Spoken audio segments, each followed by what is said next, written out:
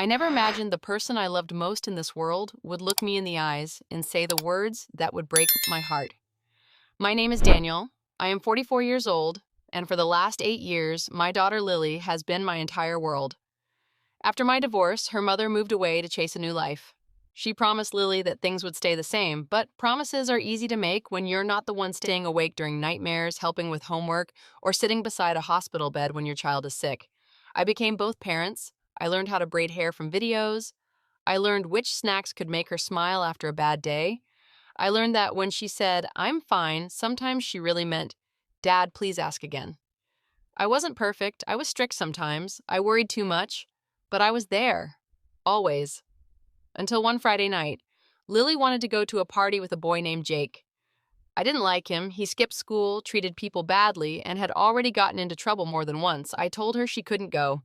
That was the moment my sweet little girl disappeared, and anger took over. "You ruin everything!" she screamed. I tried to explain. She didn't want explanations. She wanted someone to blame. "You don't understand me. Mom's boyfriend understands me more than you ever did." That sentence hurt, but then came the one that destroyed me. "I wish you were dead." The room went silent. For a few seconds, I couldn't even breathe. I looked at the daughter I had raised and wondered if she really meant it. I didn't yell. I didn't punish her. I simply nodded. "Okay, sweetheart, I heard you." She expected me to chase after her, to apologize, to beg. But something inside me changed. Not because I stopped loving her, because I realized I had spent years proving my love while she forgot I was human too. So I disappeared. Not physically, I was still there, but I stopped forcing myself into her life. The next morning, Lily came downstairs expecting breakfast. The kitchen was quiet, no pancakes, no coffee waiting, no "good morning, princess." She looked confused. "Dad?" I walked past her. She laughed. "Seriously? You're still mad?" I didn't answer, because according to her, I wasn't supposed to matter anymore. So I acted like someone who didn't matter. The first day she thought it was funny. The second day she got annoyed. The third day she started noticing.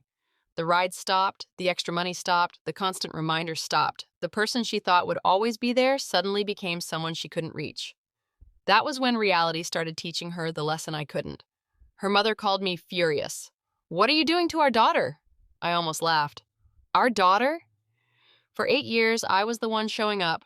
Now suddenly everyone cared. Lily went to stay with her mother and her new boyfriend for a few days. She thought it would be perfect. A new home, a new family, a new dad, but after 2 days, she came back. Not angry, not rebellious, broken. She stood at the door holding a piece of paper. "Dad," I kept looking at my book. "I wrote something." I didn't respond. She stepped closer. "I know you probably don't want to hear it, but I need to say it." Her voice started shaking. "I was angry. I was trying to hurt you because you said no to me, but I said the worst thing possible." I looked up. For the first time in days, I saw my daughter. Not the angry teenager, the little girl who used to hold my hand. "I said someone else was my real dad," she whispered. Tears filled her eyes. "But he doesn't know me." She pointed at the paper. "He doesn't know what scares me. He doesn't know my favorite food. He doesn't know that storms make me nervous." She wiped her tears. "You know everything." I stayed quiet because forgiveness is not a switch. She had hurt me. Deeply. "I'm sorry, Dad." The room was silent. Then she said something that broke me. "Please stop being gone." I looked at her. "I was never gone, Lily." A tear rolled down her face. "Yes, you were." "No," I said softly.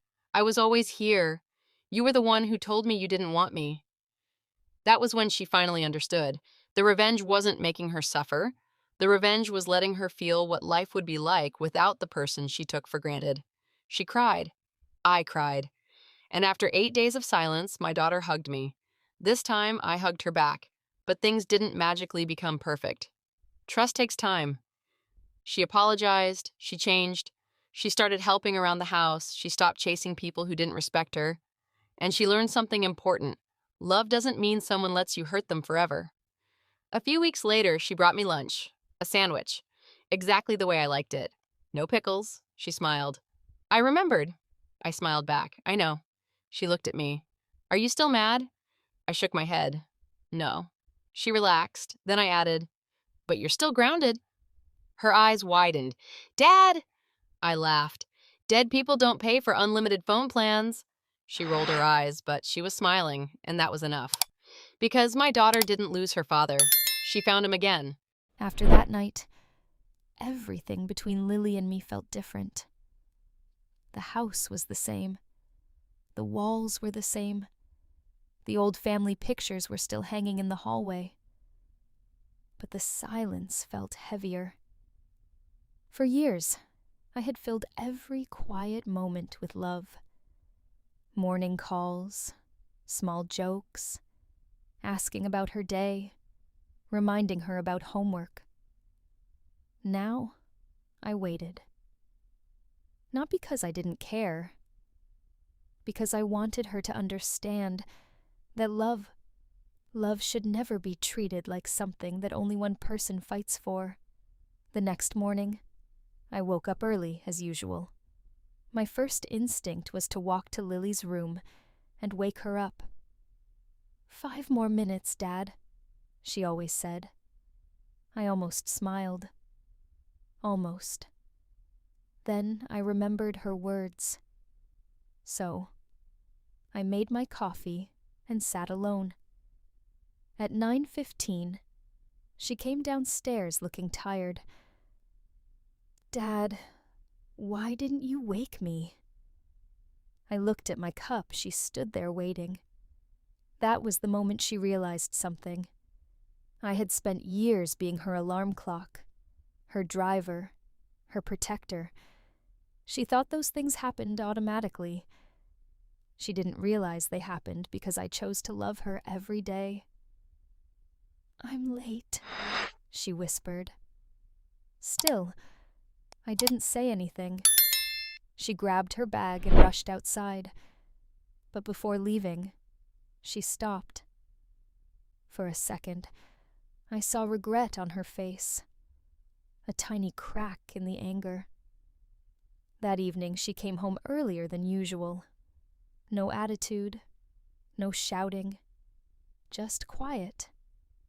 She put her bag down and asked, "Did you eat?" It was such a simple question, but after days of silence, it felt huge.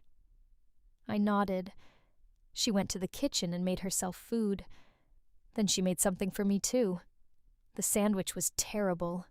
The bread was too dry. The cheese was falling out, but she placed it in front of me. I tried. I looked at it, then at her. Thank you. That was the first real conversation we had. Not a perfect apology, not a magical fix. Just 2 people who loved each other trying to find their way back. Later that night, she sat on the couch beside me. Dad? Yes.